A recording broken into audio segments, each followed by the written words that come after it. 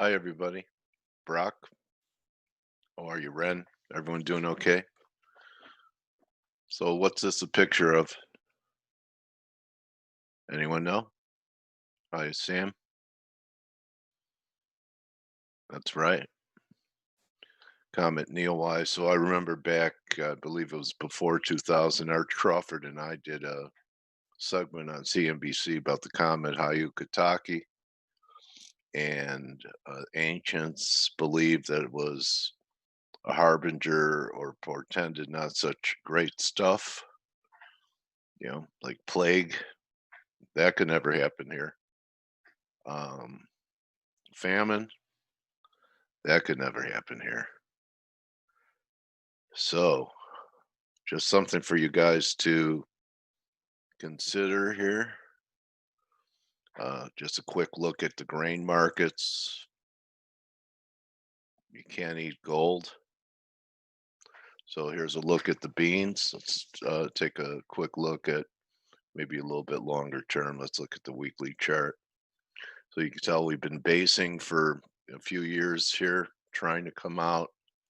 I do believe that this um, class of commodities is going to be worth paying attention to. I've seen cycle work that says we don't get a bottom in the grains until next springs. Yeah, the bigger the base, the bigger the launch into space. And here's the long term look on corn. Not as constructive looking as the beans. Beans give you a lot more protein. Asia, big consumption of soybeans. And here's your longer term look at wheat. We've had people like Ben Maldonado on talking about the comparison, the analog to the 1970s and what's happening here. And there was a big Russian wheat deal in the 70s that sent it skyward. Anyways, you look at wheat here, maybe you have a little head and shoulders. Here's the head, left shoulder developing a right shoulder, nice neckline up here at 580. So I know that we focus on FX and other commodities, but you may want to start paying attention to the grain market and look at some potential long-term positioning in the grain market. And I think there's some weather issues that are happening right now as well. That's what gave us a very strong day yesterday in the bean market. And there used to be an old chant, beans in the teens. So just to show you what happened in the grain market, and also this way I'm leaving all the currencies for the rest of the team to cover, plus our guests. Let's look at a monthly. Okay. So here you go in 2013. Look at where beans were. And historically, I've seen them at 450, $5. There's a crop report. Okay. Is that you, Ben Maldonado? Okay. How are you, buddy? So there's the monthly on beans and the monthly on corn. I guess these CFDs only go back a few years. And wheat. Yeah, it kind of looks like a head and shoulders formation here. This 460 holds.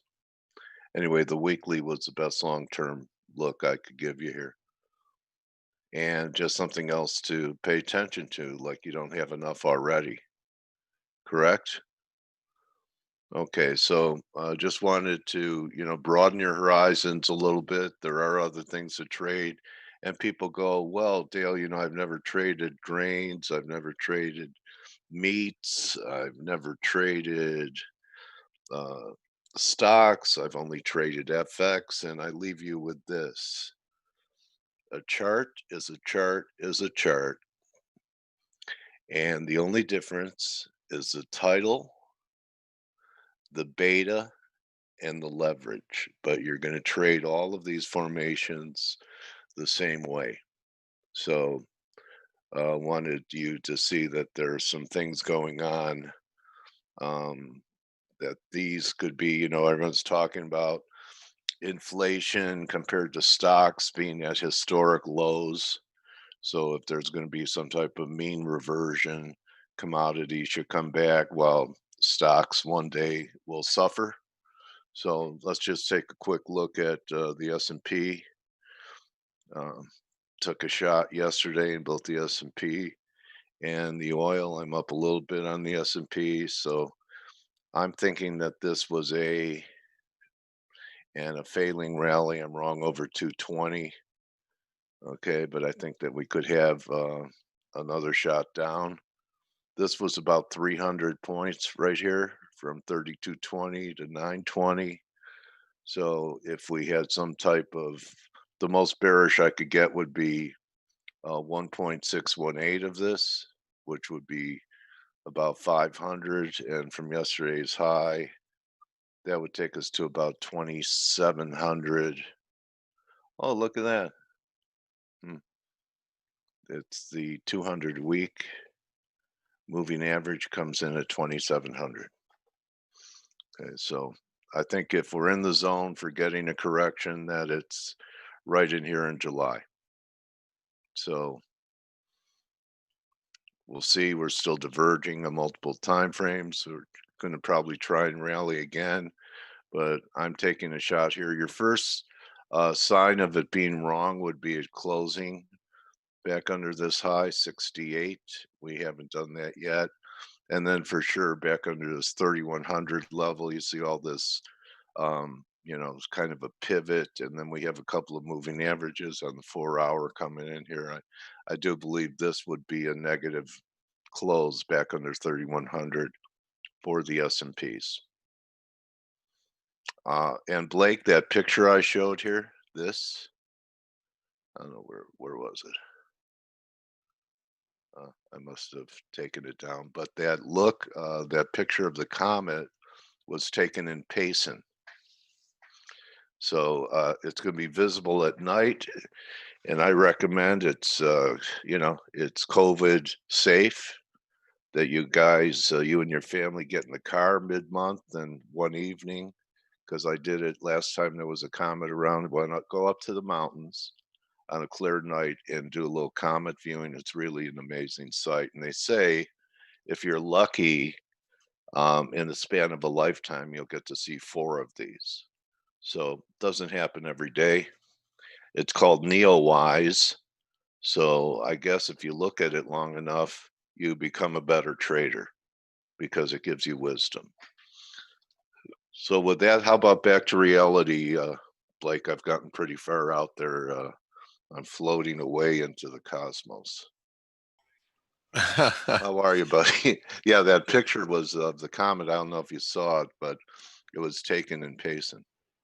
I didn't see it. Okay, I don't know what I did. I did not see it. So sorry, I'm just turning. That's okay. That's all right. So how are you doing today there, Coach? Pretty good. I just, thought that maybe the community might want to take a look at another asset class, and that's grains. I used to trade them a lot. They're very good technical markets, and they're going through a long-term basing process, kind of like the metals did before they took off. So Leon in our chat room is very much he's been trading commodities quite frequently the last, I would say, like the last year and a half, and he's like, man, that's where all the volatility I've been finding is at. In the FX market, it does, obviously this year was a little different when we had, the basically the world exploded due to COVID. At least the financial markets did. The currency markets went crazy, but volatility has simmered down quite a bit in FX. I do think that it's going to pick up again, but I mean, when you're searching for some sort of volatility, sometimes the best places to find it are going to be in certain commodities, and I don't trade them quite a bit, but that's not saying that I won't. And I'm very much an advocate of, if you can trade one asset class, you can trade another. You just have to really understand the dynamics of what what makes it move and how risk management works in it, knowing Same. what you're risking. That's it, right? Yeah. So, I Chart's a mean, chart is a chart. yeah, right, Yeah, exactly. I say all you have to do is cover up the title, and the difference would be beta. So certain instruments are more Yeah, I volatile. mean, Yeah. you just have to practice targeted entries and exits, and that's it. And but also understand what your risk is, and how the asset class moves and what makes it move. I mean, there's certain things that I think are also important. But anyway, Yeah. that's nice that you brought that up. So Thanks, let's man. talk a little currencies this morning, and the currency market, Dale, is really stuck up against some big levels. And I'm going to start off with the euro, because the euro, we have this, flag pattern that uh, it is still, it came down and dipped a little bit below the trend line, below the flag, but then it popped right back up. And so, you know, is the bull flag still valid? It is. I think it, we really have to close above like the 112.80, kind of where we're at right now. We need to close above here. That was a great call yesterday, Blake. You were showing a lot of potential false breakouts in the dollar, and if you looked at the Dixie, it looked like a Yeah, breakdown. You but showed the here's the thing. Aussie and everything. I am long some euros now, and I'm long euros on the crosses too. But I'm long some euro, and I'm gonna get nervous about it if we start dropping back below like the 112.50 level, and we start breaking into new lows on the day. That is going to be rather concerning to me. If um, because if you own euros and it starts breaking back below this lower trend line, then the risk of a move back into the flag and lower is quite high. You know what I mean? So Yeah. I think you got to start being a little careful. But let me just show you like one of the reasons why this is such a big deal is because if you look at the euro long-term trend line, it still is capping. Sorry, I didn't mean to yawn on you guys, but man. But the thing is we've tried to get above this trend line multiple occasions, and we're failing. And so this trend line's big. I'm more excited about the euro. Should we get back above 113.50? That's where, to me, it's like, okay, now we're ready to really, take on, some of these like, high teens. That's not to say that we won't. It's just that's what I really would like to see technically to get really excited about the euro and get a little bit more aggressive. But as you can see, the euro, big multi-year trend line there. But then you go over to, like, let's talk about the kiwi, because I tweeted about this yesterday. This is the big multi-year 2014 trend line all the way down. Wow. Chi in our chat room, he pointed this out last week, but it's really holding for all intents and purposes. So if you look at the kiwi, while the kiwi is below this resistance here, you got to be a little careful with the New Zealand dollar. The New Zealand dollar is in my opinion, is kind of failing up here. So and considering how stocks look right now, you have to take that into consideration. The Aussie, the Aussie is this is another, in my opinion, it's just big resistance up here at 70 cents. And um, when you look at the euro, you look at the kiwi, you look at the Aussie, I could actually argue that the dollar Canadian, holding the 200-day moving average,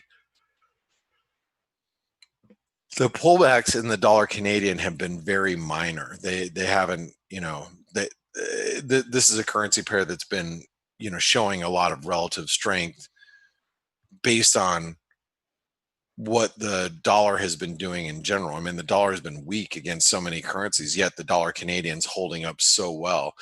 And I'll tell you, after we filled this gap, and this was, this back here was beginning of June. So once we filled this gap, this is post initial lockdown of COVID. we filled that gap, and then we've actually held up very well with the dollar Canadian. So the longer we sit up here, the more of a risk that the dollar Canadian is for a rally out of this channel, and that's something that we should be all pretty aware of.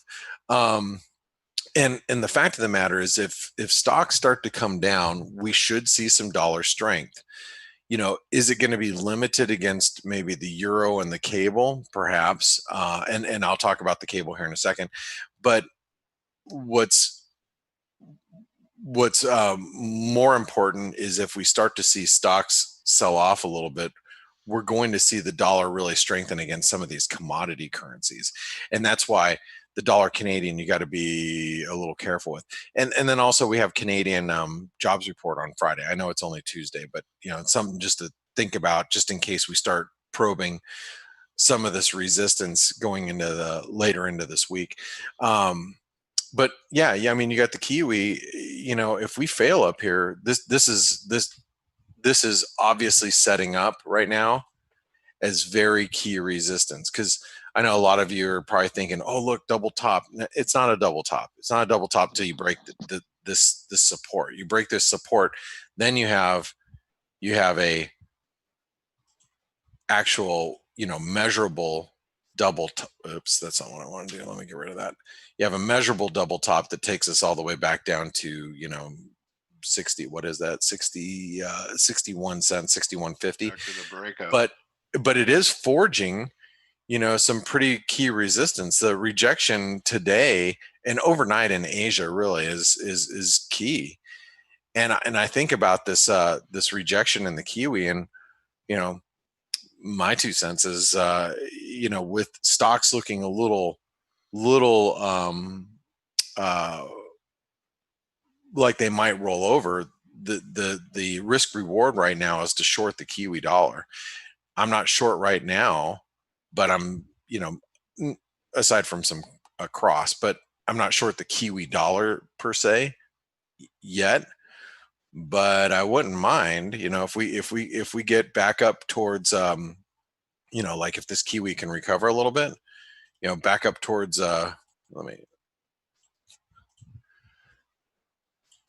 towards like 50 or 60, 65 50, 65 60. I wouldn't mind being on the short side of that on some sort of move up to those levels. But that's okay, there we go. That's kind of how I'm feeling about the Kiwi currently at the moment, and that's the same could be for the Aussie too. The Aussie, now you think about what's happening in Australia. We're starting to see a little bit, some of the shutdowns COVID related.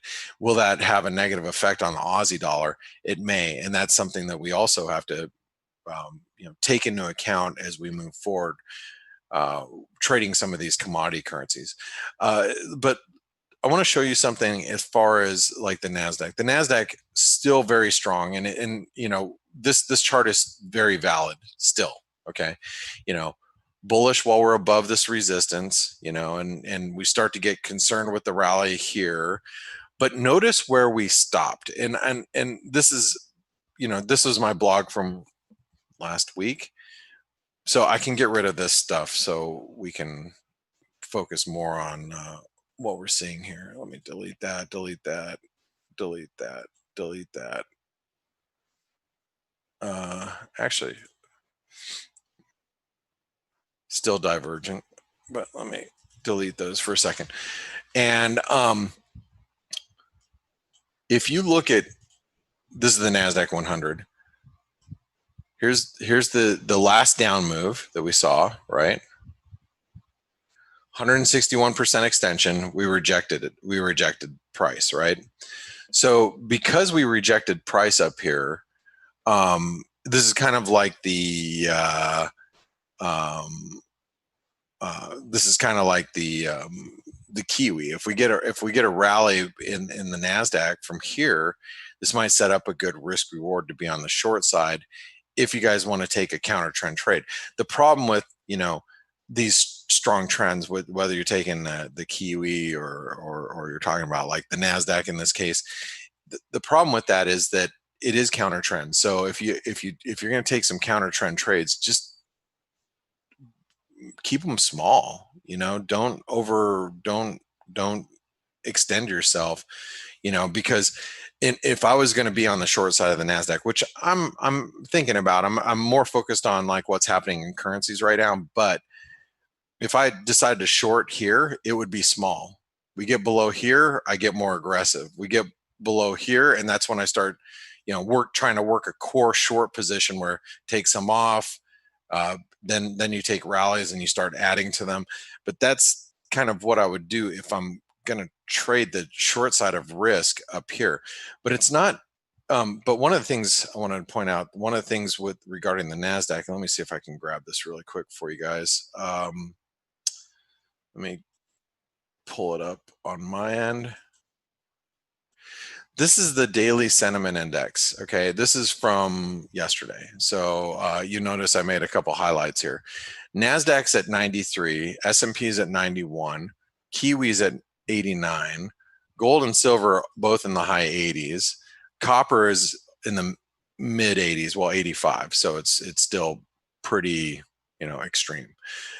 When you see extreme positioning or sentiment, like this, that is a warning that we might have a couple, maybe one or two or maybe five counter trend sessions as sentiment works off, overbought or oversold. So like right now, you have to be really careful that we might have a situation where everybody's been pretty aggressively bullish, whether you're talking about the Nasdaq or whether you're talking about the S&P, and we might be ripe for a bit of a pullback. And the S&P, since I didn't pull this up a little bit earlier, this is the let's go over to the daily chart in the S&P. Here's the S&P coming up into a daily trend line right here, and we, while we're below, this is basically 3,200 in the S&P, and the highs overnight was 3194. So basically, if we stay below today's highs, I think you got to be a little careful with being long risk. Okay, we get above today's highs, and I think that opens up the door for a retest of 3,400. And if you look at like, or if you read analysis from like some of the banks, some of the banks are quite bullish, expecting us up at 3,400 by year end. That's year end. This is July, right? We're just beginning the second half of the year, and there's a lot happening between now and then with the virus, with an election, so if we can't get a foothold above 3,200, you got to be thinking that maybe we can, retrace a little bit before, before rallying in the year end. And so I'm just starting to get a little bit nervous with risk and the extreme sentiment readings that we're seeing. But one thing that I will point out is currencies have not, well, they're consolidating. And I think probably the best consolidation you're going to see here is like the dollar Canadian, really, tightly wound up here. And I think that if the dollar Canadian starts breaking below the 200-day moving average, which is basically below 135, or we start breaking above this, trend line that's capped us since, the spike highs in March, which comes in around 136.25, once we get above there or below here, I think that'll give us a better indication on what we should be doing with currencies, just in general. Or we take the Aussie, and if the Aussie starts breaking above, this resistance, we get a, clear the 70.50 level to the upside.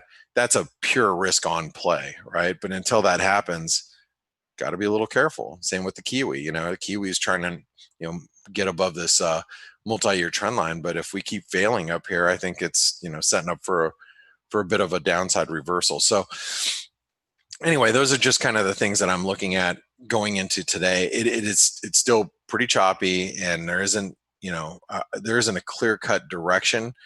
However, um, when the market starts to break, when the market starts to move, it's probably going to be a pretty violent move because we've been consolidating pretty good. All right.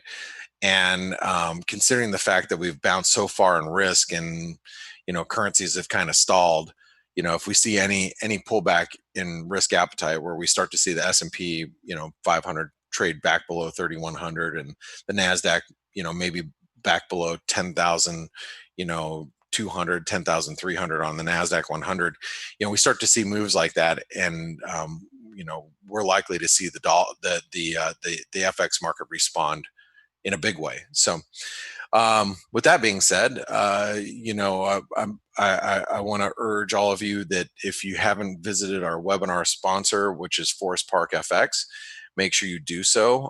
If you want to be involved in the reimbursement program where you can, possibly get Forex analytics for free for a period of time based on your trading, and join our community, then make sure you reach out to them. You can chat with them on Skype or email them directly. And I want to bring in my partners, Stelios and Steve. How are you guys doing this morning? Good morning. Everything good? Good morning, Stelios. Yes, Good morning, Steve. It seems to be a quiet morning so far again. It is. We've got the cable. Oh, and I forgot to pull up the cable. The cable's right up against pretty key resistance here. This is the 50% retracement. We failed up here, the last couple of days, up at these levels. I'm not too keen on trying to short the cable. I really don't know how to trade it at this moment. But the cable's really been the one that's kind of bucked the trend today. Other than that, we've seen a little bit of dollar bounce. So, what are you guys seeing out there? I think everything that's moving today is on the back of the small retracement in equities. They had a few really good sessions, and we're seeing a little dip. Is this going to be bought? Yeah, maybe. You never know with this buy the dip crowd, but I think it's all very quiet and basically following risk. So equities down, dollar up a little bit. And I'll point this out, and Steve, you might want to comment on this a little bit. So usually when North America comes in, which is basically when I wake up in the morning, a little bit after that, North America comes in and they really start buying up everything.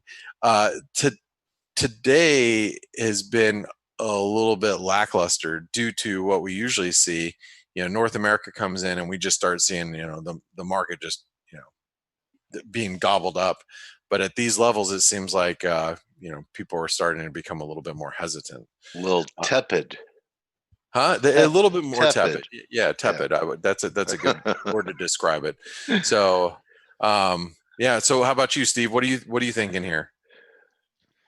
Give them the chance. It's still early, right? Yeah, I mean, come on, give them the chance. They can still do it. They can still pull through. Yeah, that's true. I don't want to give up on North Americans yet. I was having a conversation with one of the guys in my trading office, and it's something that he had in the back of his mind, and you guys might have seen some of the headlines where immigration, or the ICE department, we call them here in the United States, is instructed to start deporting basically students that if we go online, purely online, if you're a student and you're here, you've got to leave. And and he's like, and this is a guy in our office, and he's probably one of the smartest younger guys I've met in a long time. Very well educated, extremely sharp, worked for a couple of the big Wall Street banks over the years. And he's just like, he's like, I think about like this American exceptionalism that we're, going through right now, but how bad is that going to start to hurt colleges and, in our business cycle? Because, and he threw some numbers out, like, so many of our new companies are, immigrant owned, like a huge percentage. I want to say it was like 50 or 60% or something like that. Wow. And he's like, you start to turn away, our young immigrant population that, have come here looking for, better life to start a new business. That is going to start to go elsewhere. And that's not something that's going to affect us like in the very near term, but it'll start to affect us longer term. And that's a little scary, if you think about it. So just something that it was an interesting conversation that I was having during a day that, as Stelios pointed out, it's kind of slow, yeah, and universities, Blake, are having major financial problems because, sports, athletics are a big part of their revenue stream in universities, and they're not going to have a college football season. Huge. Billions. And what happens to the Yales and Harvards of the world if they go online? Harvard is going online. Harvard's 100% online. I mean, how many colleges are going to do that? And then, if you're a young person from India or China or wherever, and you're like, wow, I got to leave. I can't stay here in the United States. All the businesses that make money being around university towns, real estate around, if students aren't going to be there. I mean, the ripple effect is pretty big. And, but I think it's more of the long-term damage that it will do to the United States. So anyway, to be honest, one way or another, this bubble was bound to burst because the universities and the whole higher education thing is unsustainable, completely. Also built on debt, right? Student debt. It is first of all built on debt. As always, when a government interferes to make things better, it always ends up making things Here we go. worse and more expensive. We now see huge amounts, not only in the US, right? The whole developed world. We see huge amount of people getting university degrees that it is extremely hard finding a job with. So in essence, they get indebted to get a degree in whatever social science or gender studies or things that, let's be honest, I mean, unless you are to teach that to somebody else afterwards, I mean, real business applications, I mean, minimum to zero. Hey, so let me just state this really quick. Didier is in Thailand. That's Didier. Come on, it's a French name, Didier. You know what? You know what? Like Pepe Le Pew. Stalios. But we're ugly Americans. He's in Thailand. He's in our chat room too. I believe he's in Thailand, and his son is in. I want to say, Berkeley's not correct, but it's a California university. Anyway, University California Santa Barbara, UCSB. Okay, and so he just wrote. He said, "This is true. My son just left this week. His fall session will be online." So. Yeah. It's happening. Yep. Yeah. So Didier or Dieter. Dieter for a dumb Englishman. That would be me. Anyway, but it's interesting. Well, hey, the good news is you're not paying for that fall semester, right? It sucks. I mean, trying to move your kid. I mean, I don't know where his son's going to go. Good luck today, Blocky. Thank you. I'll let you guys go. I'm going to get off my box here. Hey, by the way, just be careful with futures are coming down a little bit. Gold sold off. Silver's looking a little heavy. They tend to be moving with risks. So, and you know what's up today? Before I turn it over to you guys completely, one of the things that we should be watching is volatility is up today. Yeah. So volatility actually was positive yesterday, Blake, despite the big update, which was quite interesting.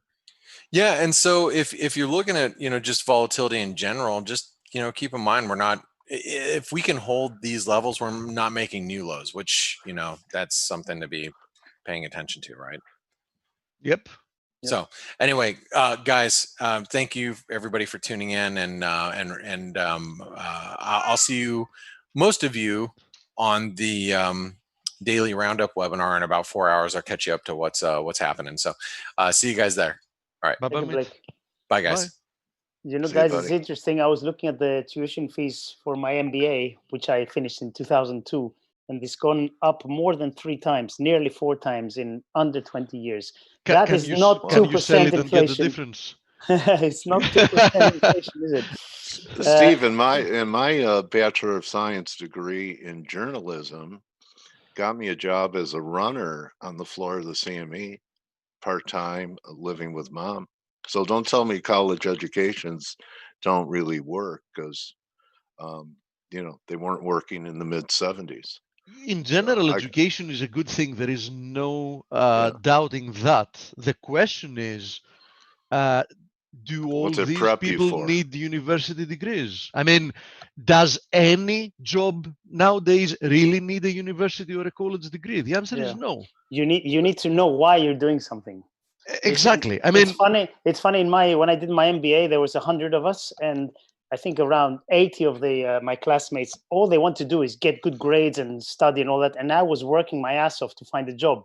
You know, I was interviewing with banks and consultancies, and you know, I got the distinction in the end. But still, there were people who did better than me in the grades, but they didn't get a job because they didn't actually work for that. So you have to understand why you're doing something. Anyway, there are also people knew that actually why. study without caring about getting a fun job in afterwards. the dormitory.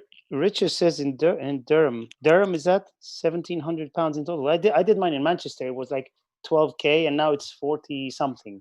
So this is crazy numbers. Anyway, 44. There you go. Yeah. Okay. Prices have really gone crazy having to do with education. There's no, I mean, healthcare and education, you know, both of them, you know, prices have exploded higher, and definitely not a good thing. And, you know, healthcare is one thing, but as I said before, education is really good. I mean, you know, if everybody had, you know, all the time in the world and, you know, no financial worries, I mean, it would be great having 2-3 degrees or whatever. I mean, the more you learn, the better it is. Yeah. But, you know, it's still an investment. So, you know, Yes. somebody has to count to make a cost benefit analysis and say, like, okay, if I get this extra degree, does it actually make up for time lost and you know, whatever improvement I get in the outlook for finding a better job or, you know, getting more money? A lot of Yeah. people are just going into debt, and you know, with the prospects of finding a job that they can actually repay that debt in, you know, in some period of time that makes sense is a very low probability, and that's, in my opinion, not the best use of your time if that's the case. Okay. Right. Let's move on to markets. Yeah. So VIX. Blake mentioned it near the end. You know, it was actually the first thing I would talk about. Just look at this yesterday. Quite a nice hammer here in the VIX, despite stock markets being positive. So let's see if this divergence can actually play a role. What did we have overnight, mate? We had a couple of things. We had the RBA. They kept rates unchanged. Remember, they had indicated recently that they wouldn't hesitate to go. Well, they're at 0.25% now. They wouldn't hesitate to cut more, which means going to zero or even negative. They didn't cut. To be fair, nobody really expected them to cut. And you know, they talked about the outlook remaining uncertain because the coronavirus, blah blah blah. So they gave us very little. So they are still, I think, on the dovish side, waiting for an excuse really to cut more. Just like most central banks. The other interesting thing was the European Commission. They cut their 2020 and 2021 projections in terms of growth. For the whole region, they were estimating a 7.4% contraction for this year. They now moved that to 8.3%.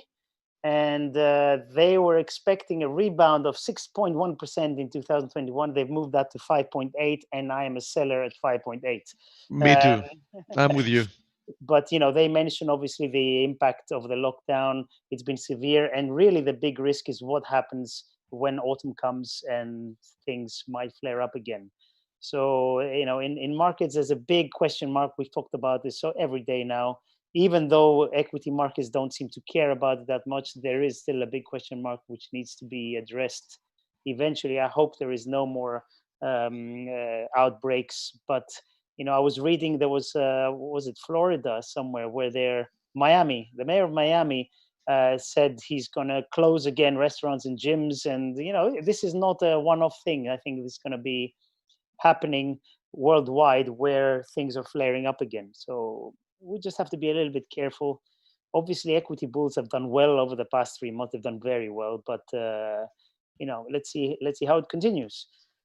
Otherwise, data, very little. German industrial production worse than expected, but really these numbers it went from minus 17.5% to plus 7.8%. I mean, any kind of estimate you make, if you're within 1 or 2%, you're a hero, I think. Indeed. So I wouldn't call that a miss or a beat. And we have job openings, American job openings in a couple of hours. So that's going to be interesting. But otherwise, very very quiet overnight. Not really much else happening. Okay, nice. So yes, I mean we are seeing some risk off. No obvious catalyst, right? Still, you just paring back some long positions. I'm assuming taking some profits. Because you always get people immediately, trying to find the headline why we're pulling back. I mean, we're just pulling back. I mean, we've been seeing a relentless bid, and we're just pulling back now. Is that enough to change the outlook here? Other than observing the obvious VIX divergence, and it's not only I'm not only talking about yesterday, for example. I'm in general talking about the fact that we're, for example, rebounding once again from this confluence of supports at 25. So that is something to monitor here. It's the fact that volatility clearly remains at double what it was for a long period of time when indices were lower from where we currently are, which of course makes sense. I mean, just look at the outlook and look what's happening around. I mean, volatility is, if you're asking me, it's actually suppressed to what it should have been, but still quite a lot higher than what it was for years. I think this area of support at 25 is quite a serious one, so people should be very careful against it. I think against it, short-term trades being long the VIX do make sense. Having said that, so far we've seen more of a response in European indices. Yes, US futures are down as well, but something like 1/3 of what we've seen European indices being down. So I wouldn't be that much surprised to even see the day close positive or flat or whatever. I mean, having to do with the S&P, we're still above this symmetrical triangle, so there is no technical reason to be looking lower yet. Now, having to do with the Nasdaq, I have to admit that I do like this confluence of resistances. I said it yesterday when we were on the webinar, which was a time of the day that the Nasdaq was lower than this confluence of resistances. I said that ideally I would want to see that confluence at 10,600 roughly getting tagged. We did that. Let's see if this is actually an area that can reject price action. Nice confluence. Plus, I like this overthrow from this ascending wedge. There is also RSI divergence to watch here. Here it is. So in any case, as you know, I wouldn't be buying indices up here. Now, is it easy shorting? From a risk reward perspective, I would say that it's not a bad area to do so. I mean, I do think that we're going to pull back at the very least to this area, but still no technical indication that this is the perfect time to do it, right? I mean, we don't even have a single daily candlestick reversal to talk about. So let's revisit tomorrow. Let's see what happens today and revisit tomorrow. Now, obviously, until we see a reversal in risk, there is no reason to believe that something fundamental is going to be changing in what the dollar is doing. Euro USD was somewhat lower today, but first of all, it has already pared back most of its earlier losses. Second of all, it remains above this channel, so nothing to see here, nothing to see in the bearish side here. Third, we're still just registering an inside day to yesterday's day. So, no indication here whatsoever as well. The pound remains admittedly probably it's the best performing major currency today against the dollar, at least from what I noticed. Keep in mind that it's retesting once again this 125.30 area. It's the 50% fib of this move lower. It's also a horizontal support resistance area. So let's see if it can actually penetrate through that. But the fact that it has already broken above this channel in quite a decisive manner makes me think that the path of least resistance remains higher. So I wouldn't be surprised to see the cable perform decently in the days ahead.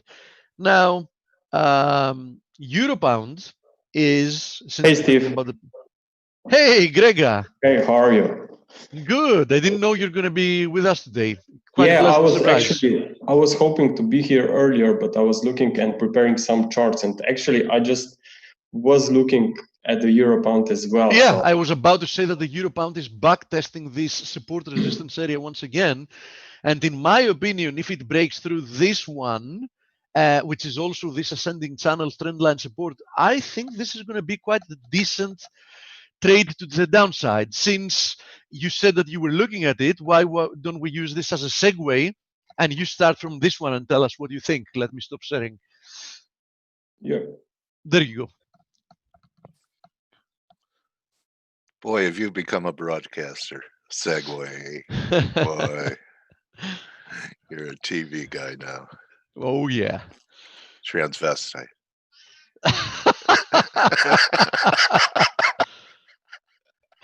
Oh, my God. So you can see charts? Yep. Yeah. Yeah. Perfect. Okay. So euro pound, I mean, it's definitely stuck in a very big range here since 2016, but I believe that there can be opportunities within this range. Just from a clear technical perspective, we reversed recently from the upper side of the range, so we can assume that maybe we are now headed to the lower side of the range. And having said that, then this decline should unfold at least with 3 waves. And considering a very strong drop here from March highs with 5 waves followed by this potentially 3-wave rally back to this perfect 61.8%, I would not be surprised to see this breakdown coming. I know that this currently holds as a potential support line here, but considering that we have 5 waves down, I think that we can project a potential breakdown here. Also, this latest development could be a potential head and shoulder stop here on the 4-hour time frame. So imagine to have the same spot with a breakdown below this channel and also below the neckline. So yes, I'm thinking that euro pound could actually be headed lower, but still we should What be would that head and shoulders measure, Grega? If head we and shoulders broke down? Yeah. I'll tell you, it's more or less going to measure back to 88.50. Let me check. Yeah, around that. Yeah, there, yes. Okay, thank you. It's definitely a quite huge downside potential here, especially if we consider in what kind of a trading ranges we are for the last few weeks. So maybe crosses are the one that we should be tracking now when other major markets are maybe moving sideways. But still, we have to consider that maybe this wave B or wave 2 is still underway. In textbook formations, you would see So 98, potentially one push higher Yeah, left one more before rally. lower. and Yeah. then a reversal lower. So that would be quite frustrating for some, I believe. But as you know, we have to focus on validation levels, and I think that this picture remains unchanged as long as we are holding definitely below. Greg, this. before you continue, in effect, since we know that since the COVID sell-off, what's been driving all markets more or less is risk appetite. So why don't we have a look first before we go back to FX at what do you think about risk assets like S&P, Nasdaq, or whatever you want to show, and what do you think about bonds? Yeah, just let me. I will have to stop the screen sharing. You need to share another screen, huh? Yes. Okay.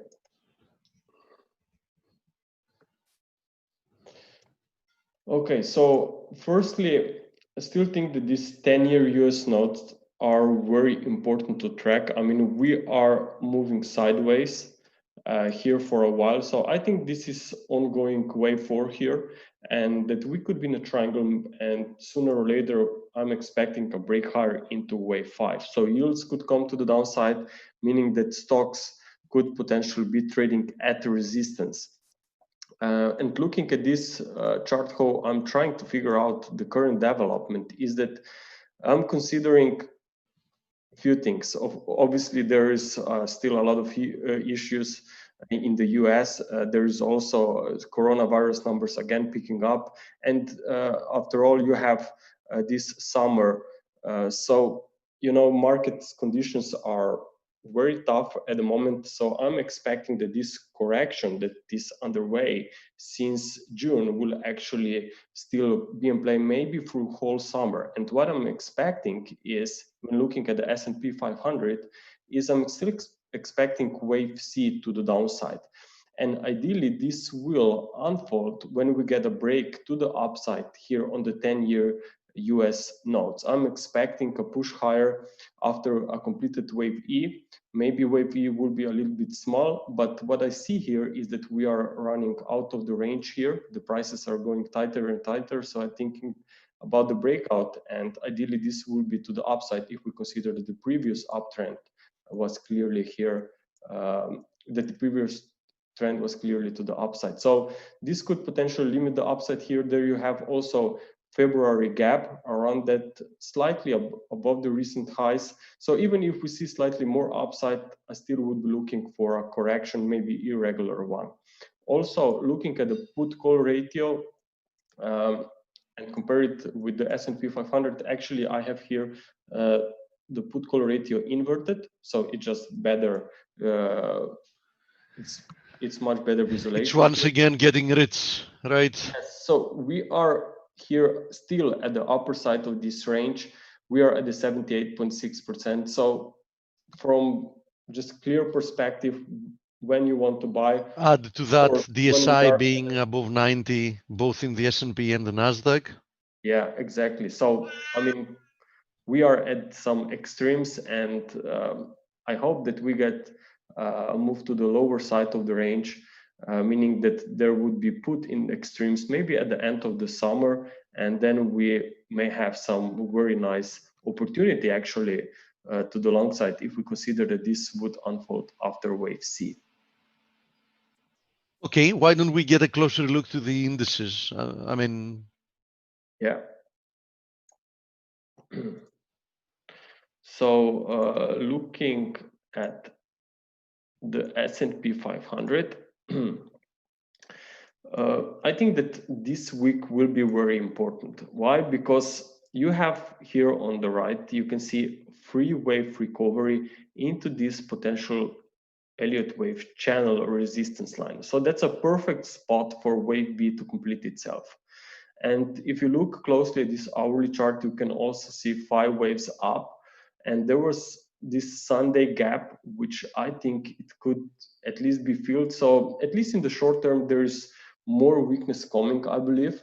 But if there will be a sharp drop in 5 waves on a smaller time frame, then I think that we are going even lower, because after all, as I said, this is wave B, looks like a corrective wave to me, and I'm expecting this wave C to unfold. Now, looking at the big picture, still I'm thinking about more upside after this pullback. Whenever we get this bounce, it could be wave C of a very big complex correction, so I will not go into details about that. Or like a flat, you mean? Yes. A higher high and then a lower low? Yes. So that would be frustrating again, but in both cases, I think more upside is coming after this wave B or wave 2 pullback occurs, because we have a very stable bounce here, very nice recovery. I know that if we get this drop, let's say a very sharp one, which would not be surprise for stocks, there will be again a lot of pessimism picking up in the markets, and of course that's where the Elliott wave theory actually shows its power, because we know that market moves from pessimism to optimism, and if we are at one extreme, we know what to expect the next wave actually. So I think this would be very interesting if we get this pullback. Now looking at DAX, also same idea here. Let me show you some monthly charts here.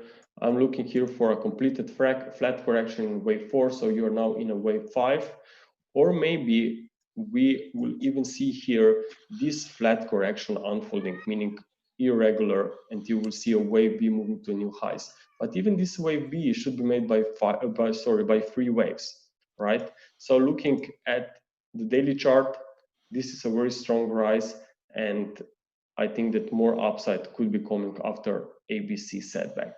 This is a very nice support here at 11,200.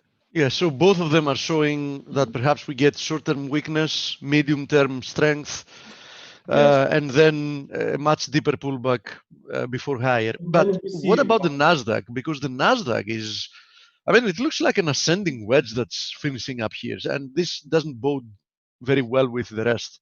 Let me look at Nasdaq.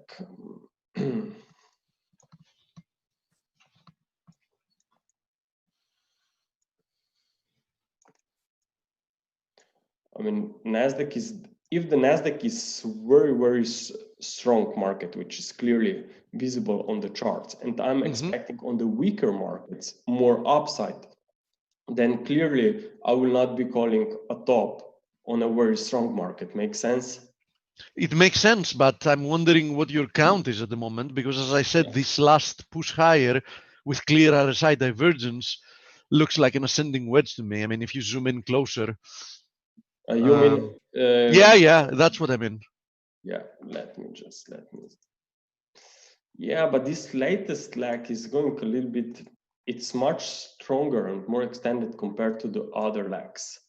So that's something you don't actually see very often in this. You do get overthrows in wedges. Yes, but it's there. These are a little bit tricky. But if I scroll back, maybe if we get a pullback there on the S&P 500, maybe here this could be a very big wedge coming in play if you get this pullback. Let's say. Yeah, I get it. The previous highs. So still looking at the substructures of this one, I think that we should just stick with the uptrend and expect that any upcoming pullback in 3 waves to be maybe just like a wave 4 and expecting more upside. That's probably the best and easier thing to do and to follow this market actually, because saying that this will be a top, I mean, why we would do that? I mean, definitely expecting more. Oh, it's not easy. I mean, yeah, obviously it's not easy. I mean, the trend remains higher. There's no question about it. Yes, exactly. Okay, so what other markets are you quite confident about? Yeah, I'm looking at the euro pound. I mean, euro pound weakness is also confirmed here by this cable, which also recovered very nicely with 5 waves. So we can also see it now already breaking at a new high, meaning that pound is after all very strong. So euro pound definitely remains on my watch list. And also let's take a look on Aussie dollar. Now, Aussie dollar, I think it's quite interesting here after this very sharp drop and now consolidation phase. So maybe we are going to see more weakness here in this wave C. I think that this is probably the commodity currency that could be impacted the most if we see really stocks pulling to the downside.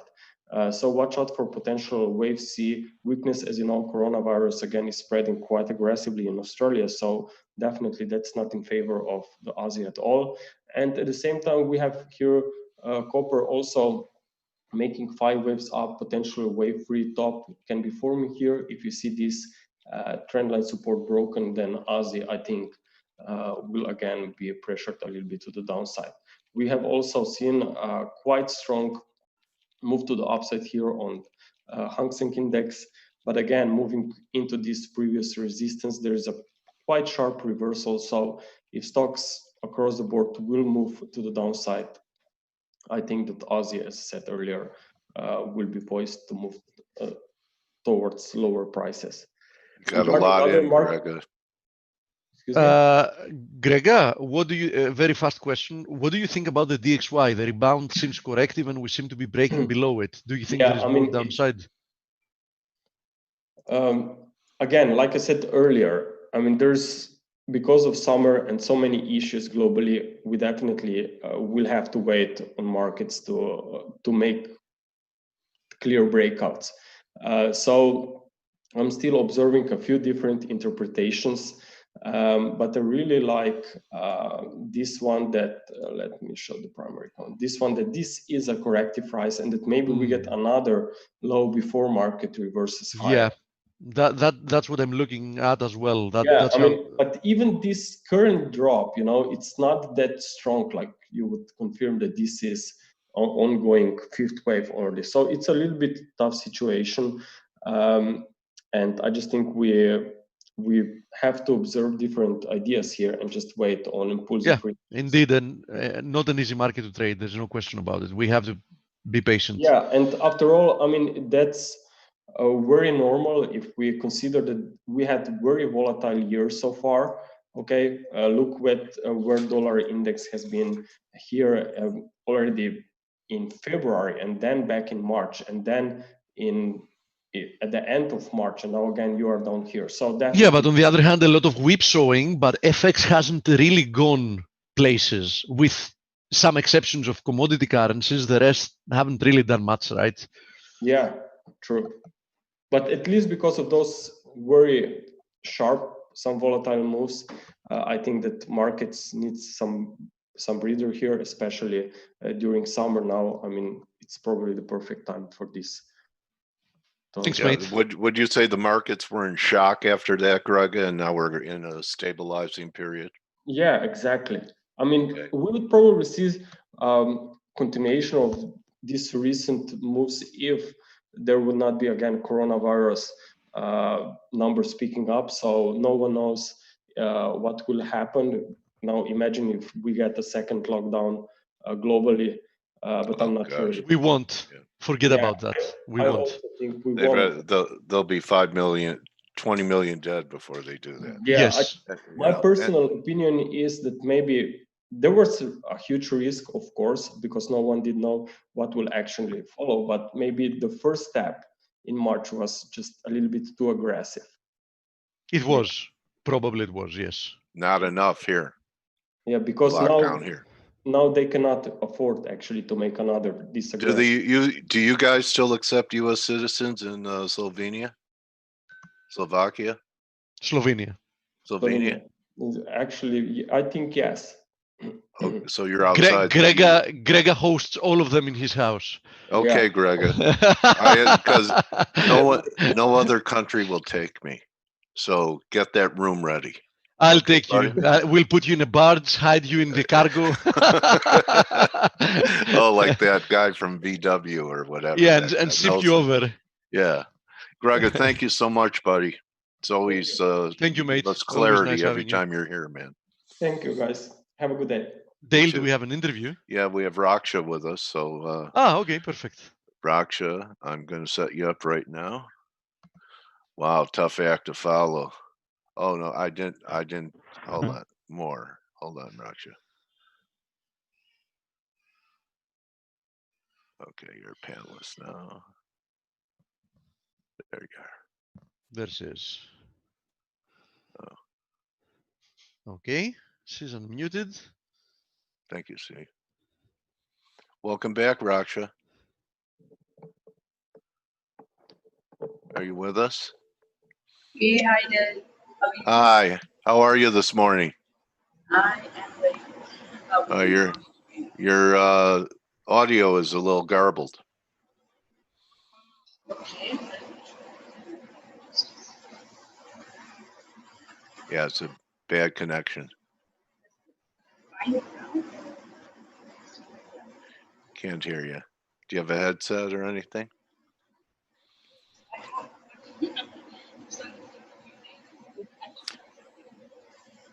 Why don't you try this? Raksha, can you hear me? Okay. Yeah, we Yeah. have tech. Oh, Okay, listen to me. There is a chance that Zoom has selected perhaps your cameras, if you have a camera microphone, which, you know, if that's the case, it catches up a lot more environmental noises. So if you click next to the mute button, there is a little arrow. If you click on that, it's going to give you a list of the microphones and the speakers. So check if the correct microphone is selected, and if not, you can select it yourself. Let me give it a try. I'm not very sure what is that.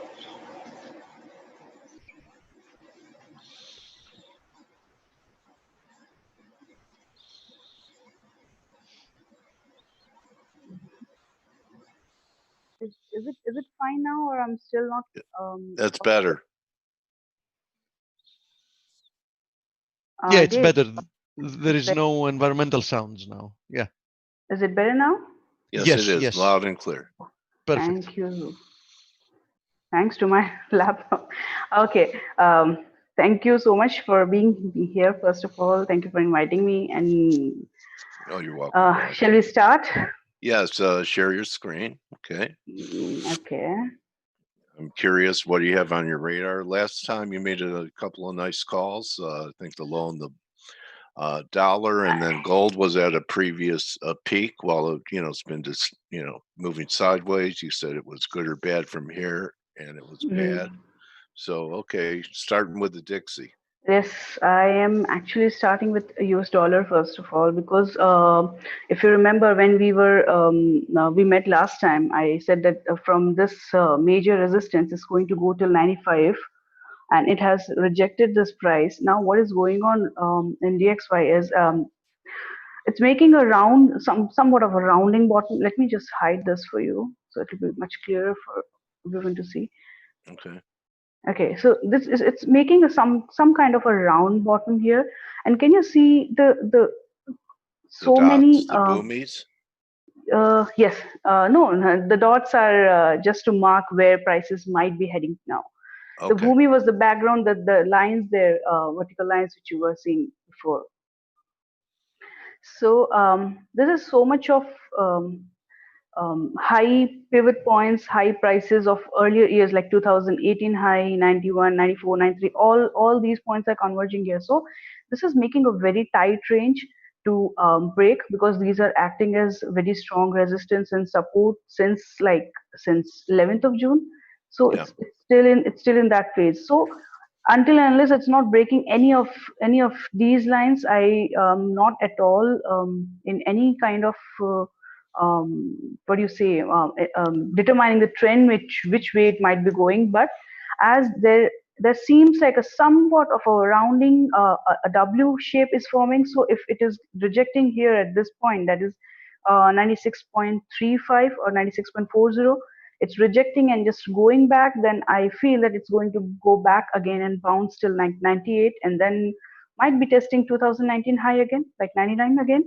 So right Okay. now I'm just between these lines. I'm in very short term, I'm expecting it to go till 96.4, or maybe just testing. If it breaks this, then maybe just testing this trend line again of Okay. 96. So right now I'm just looking for this one.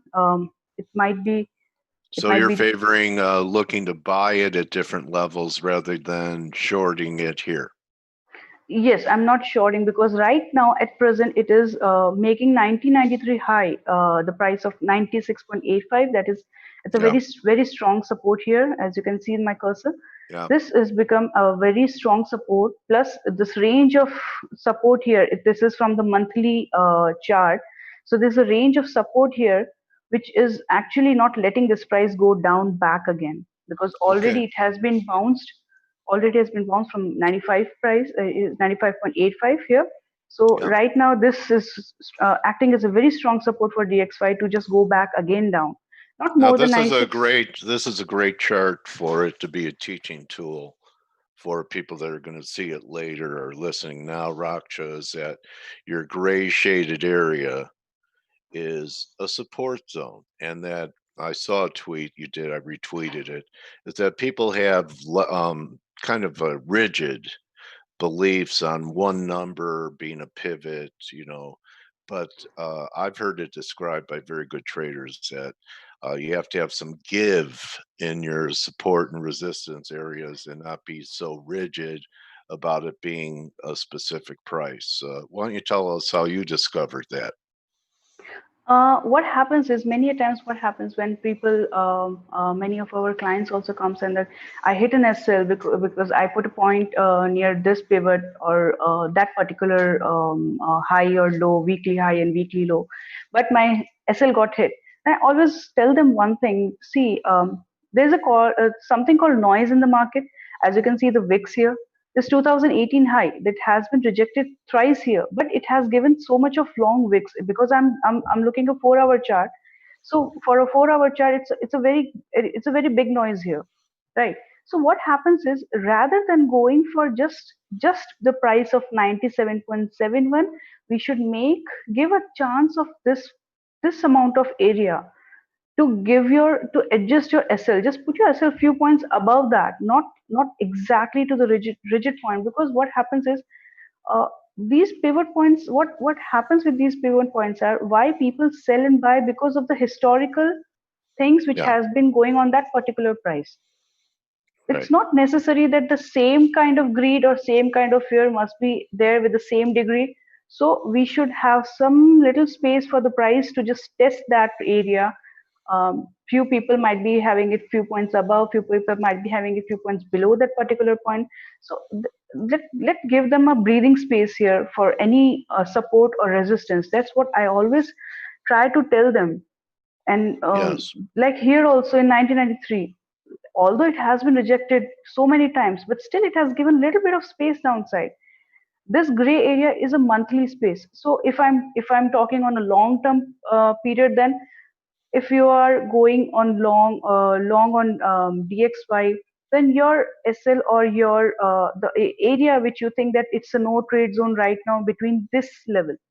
So you should be very careful between this range. That no, we're not going to do anything until and unless this range is broken.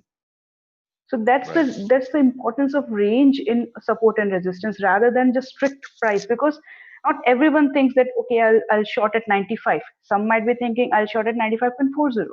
Some might be thinking I'm 93. So there should be a space of a price to actually react and let the people react where and make it a proper trend or a reversal or a breakout at that particular point. Yeah, so think in terms of areas rather than price. Okay, exactly. That's a great lesson. Okay. What else you Next, seeing here? I was having I'll just show you SPX because I've been following SPX since a long time. Yeah. Earlier what I had was this was my resistance for SPX because it has been rejecting, see, once, twice, 4 times. It has been rejecting that. Yeah. Now it has broken this. Not only it has broken it, it's rallying right now. So for me, what I think in SPX, this area, if you see, this area is, yes, the gap. This area will be the resistance point for SPX right now, and this area comes at 3180 to 3189. Yes, Okay. 3190, around Didn't we that, almost? this area. Okay. Where did Yeah. we get to yesterday? And today we're down. I think we got to 3186. I thought on yesterday. Okay. You just have the cash. It's the cash that shows the gap. Yes. Okay, I got it. All right. So this is, see, if I come down to 1 hour, this is acting again as a resistance, because this price, these things happen again. This has proven that the range of a support or range of a resistance is important for price to react at least. So now what SPX, I believe what SPX might be doing is testing this resistance support again of 3160 to 3148, and then might be testing go back, and ultimately I feel that it's going to go till like 3200, and might be testing June high again. That's 3233, but not in very near future, because of looking at the market and looking at the global scenario right now, because of the coronavirus, and because people are so much of in a confusion right now, not even in panic, but in a confusion of what to do next. So I feel a little bit of downside movement might be possible back again. If this support is broken, then we can see back to 3100, around that price. That's a big number. SPX. Yeah. Okay. Big one. Yeah. Nice look. So that was I was having a tap on a SPX, and then I was checking US dollar again. Sorry, US oil again. My favorite one. Right now, it's going in on a channel here. If you can see here, it's going on a channel here. It is been ejecting here. And one thing which I always use, not to trade but to see where market might be going, is the RSI divergence. So when I was checking with that, there was a little bit of divergence visible here, a very little bit of divergence, not like too much, but that is showing that there might be some downside movement again for crude oil till 39, not more than that, but at least till 39 right now. So that's what I'm and these yellow boxes which you are seeing, it's on a weekly basis. So that's why you're visible, because I'm doing the intraday thing right now, not holding long positions in crude oil since that great fall. I'm not. I'm just doing the scalping things and all. So that's why these are the shorter term levels for me, the support and resistance levels for me. So if I say for a longer term period, I see a little bit of downside movement back again, at least till 39 to 39.50 in US oil right now. And if this is broken abruptly, just like it has been rejecting right now, it has been broken abruptly, then the last week's high of 40 and then back to 41 might be the prices which is going. So right now it's a no trade, waiting for a breakout either at the upward side or a downward side in US oil. Right? A lot of neutral stuff going on today, right? Yes, a lot of indecision patterns is kind of the read I'm getting from your work. Yes, a time. So when you have all these indecision patterns, and we want to trade, and you really don't have anything that's that compelling where things are right now. Tell us how your thought process and how you wait. The first and foremost thing which helps me to pass my time is my daughter. She's like 24/7 service for me. Yeah, you're a new mommy. Yeah. Yeah. So I'm still evolving in that. Yeah. Okay. But it's a great way to. Yeah. Whenever I don't have anything to do in concepts of taking a trade, most of the time I have, mostly because we are going on the Indian market also. But still, when in the crude oil and gold, and especially these silver and all these points, when I don't have any trade entries to go, what I do is I just keep these kinds of levels. I keep on updating the levels based on the past price action, how it is going on, and just put an alert on where that price I need to. I want to see the breakout. I just wait for the alert to pop up, and then I go for the trade. and just read lots and lots of books. I just Yeah, love to read, so I just So do you that. walk away and then you come back and check every once in a while, or do you use like an alarm if any of your areas are being I just elected? put an alert. That's it. I just put an Okay. alert because most of the time most of the targets and most of the levels are for a longer time period. Okay. So All right. Cool. I don't go. So what did you do before you had a baby? I used to make charts. That's Okay. it. You stayed with it. I Okay. just used to make charts, All Indian stock charts, and then crude charts, Okay. palladium, copper, silver. I just used to Yeah. make charts. I just love making charts. So I just Okay. keep on doing that. Yeah. All right. I understand the obsession. So, and so were we going to look at? I The have rupee, something on USD INR. Okay. Rupee. Here, if there's a there's a support going on right now. While I was making the chart, it was just going up, but then I saw somewhat no, it's given the rejection back at the place here. Yeah.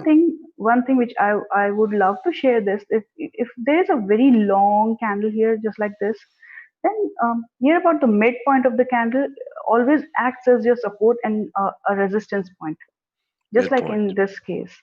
So it has Okay. given a rejection here.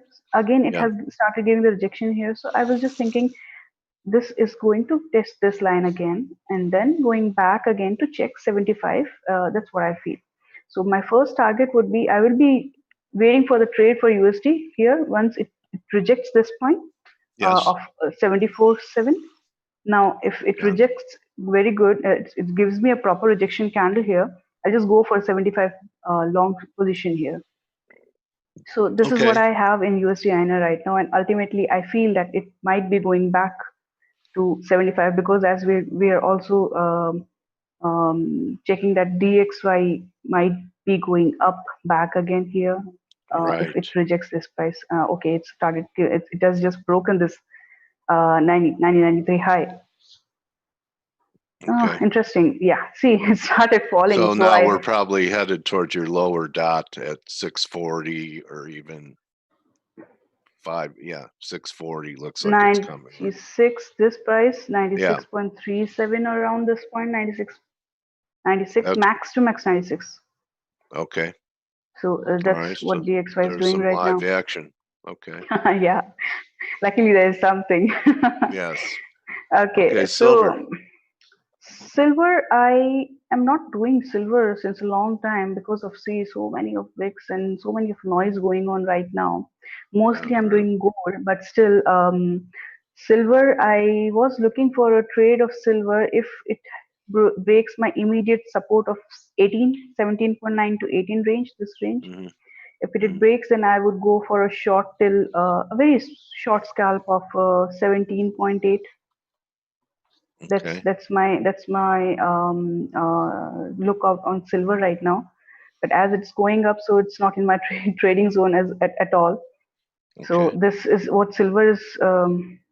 I'll just check for the daily range. No, daily it's not. There's nothing on silver right now because I'm looking for some downside action here. I'm not looking for any higher highs right now at my book because it has been rejecting this last month's June high thrice. It has rejected. So I'm looking for some downside levels to go at least like 17 by this week, the weekend, or maybe like in coming 4 to 5 days. So that's what I'm looking for right now. So I'm just waiting for a break of this immediate support here, and then we'll be shorting the silver till a very few points back.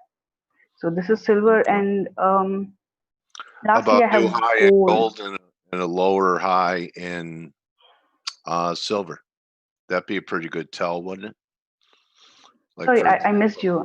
Okay. Yeah. Higher high in gold and a lower high in silver. Yes. So gold hasn't made a new high yet, but if it could make a new high without silver, you have numbers at what's that? The 2012 high. Yes. 1900. Gold is still. I am still waiting that it will touch 1793 to 1796. Yeah. That's my number right now. Last time, I don't know if I have shared this or not, that I was looking for a very long term view on silver, because that silver is going in, gold is going in a very harmonic way right now. This rally, then this pullback, and this everything is going in a very harmonic move right now. So I caught this move here around 1st of July, something here, Yeah. and till and at that point, I wrote a blog also regarding that. I am looking for 1700 plus to 1800 in silver, in gold. Yeah. So right now it's going there. It um, it's 2012 high, which is the thing which I'm looking for gold in coming time. Let's see. Not in a trade right now, but as it is it's breaking my resistance. So as soon as it retest it or give me some signal on Bhumi, I'll just go for a buy here. And at least for Okay. this June high, or 1786 is my first target, Yeah. and back Then to 90. 1793 and 96 as the Yeah. second target, third target. Okay. So that'll be interesting if gold does that and silver doesn't take out last week's high.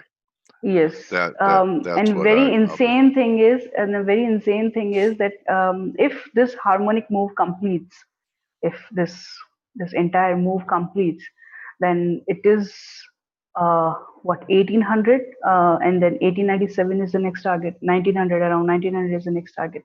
So it is very crazy to say right now, but we never know what is going on, as we never know what will happen in the market next time. Okay. So you're long-term bullish, and if we had to break back down towards 1700 or a little bit under, you'd buy it. But For a that's bearish point of view, I'll wait for this support to break. That is 1772 to 71. Yeah. This I will wait for this one, and even after that, my second support range was also between 67 to 65. So once this range is broken, then I have an entire bearish view on gold, that it will be going back again to 1745, 46, and around 1740. So right now, how about 1400? 1400. That's a very big number. No, I don't think so. 1400, Yeah. but this Okay. 2013 high 1697 is something which you can see for a longer term. 1697, 1698, around this price. Uh-huh. After Okay. that, after that again have to go and just update my chart.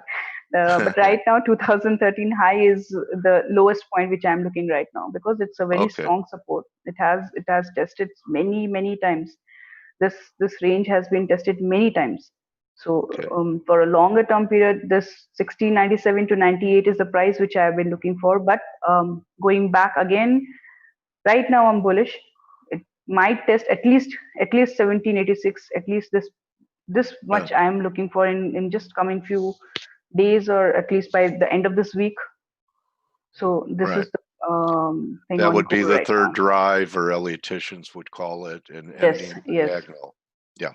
yes. All right. We have everything, Kate, Raksha. So Yes. how do people follow you?